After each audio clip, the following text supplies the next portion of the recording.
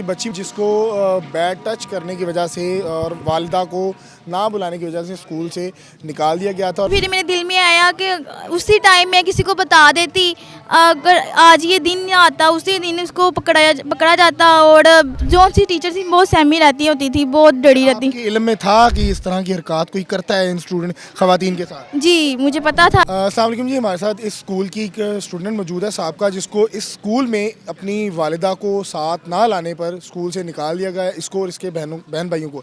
इनसे बात करते हैं। अस्सलाम वालेकुम। वालेकुम बेटा कैसी हो आप? अल्हम्दुलिल्लाह। बेटा मुझे बताओ कि आप कब से स्कूल में पढ़ रही थी?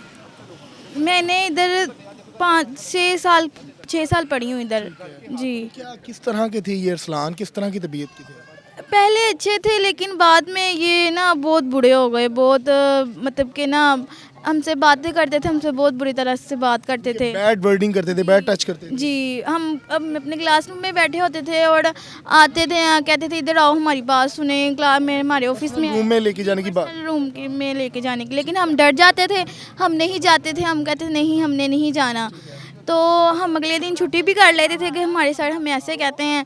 तो फिर हमसे घर से बच्चों को भेज के बुलाते थे, बच्चों को लेके आए हैं, इन्होंने छुट्टी की है। तो फिर कहते थे हम अपनी माँ को भी साथ लेके आए हैं। फिर हम अपनी माँ को हमने एक दिन मैं लेके आई थी अपनी माँ को, लेकिन उनके साथ उन्होंने बदतमीज़ी की। इसके अलावा उसके दिन हम नहीं अपनी मामा को लेके। किस तरह की बदतमीजी की गई? उनको टच करने की इन्होंने कोशिश की थी, लेकिन इतनी देर बातें करते रहे। मुझे कहते आप बाहर चले जाएँ, आप अपने क्लासरूम में जाएँ, मैंने इनसे ज़रूरी बात करनी है। तो फिर मैं अपनी क्लासरूम में आ गई। तो उससे अगले दिन फिर मैंने अपनी मम्मा को घर जाकर कहा कि मम्मा हमने आइंदा के बाद स्कूल में नहीं पढ़ना, ये बहुत बुरा स्कूल है, इनके सर बहुत बुरे हैं। अच्छा मुझे बताइए कि स्कूल में कितनी टीचर्स थी और कितने स्टूडेंट्स से कोई आइडिया है आपको? जी थी 12-13 थी। सभी इसकी दरिंदगी का शिकार हुई थी या कोई बच गई थी?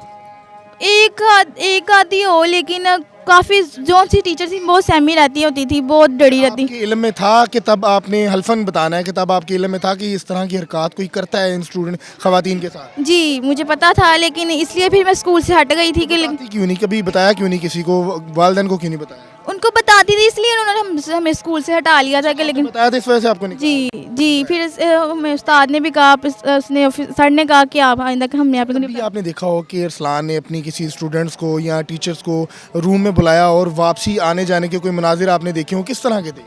वो उनको बुलाते थे लेकिन टीचर भी सहमी होती थी, वो नहीं जाती थी। उनको कैसे आप आए, हमने आपके साथ बहुत ज़रूरी बात करनी है और आपके साथ पर्सनल बात करनी है। वो नहीं थी जाती, लेकिन उनको ज़रूरी लेके मतलब कि बुलाया जाता था, वो आती थी। उनके साथ पता नहीं क्या करते थे, क्या उनको कहते थे, इस बात का मुझे नहीं पता। आपने वीडियो देखी तो आपको क्या अंदाज़ा हो गया कि मैं ठीक थी? मैंने जब जो जी मैंने फिर मेरे दिल में आया कि उसी टाइम मैं किसी को बता देती, अगर आज ये दिन आता उसी दिन इसको पकड़ा जाता। और ये बहुत बुरा हुआ है सब लड़कियों के साथ, हर किसी की इज्जत होती है, ये नहीं अच्छा हुआ। उनको सजाए मौत होनी चाहिए। टीचर्स की यहाँ कितनी सैलरी थी, कितनी तनख्वाह थी?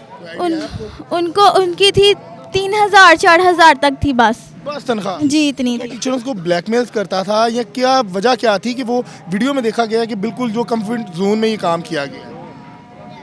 मुझे इस बात का नहीं पता।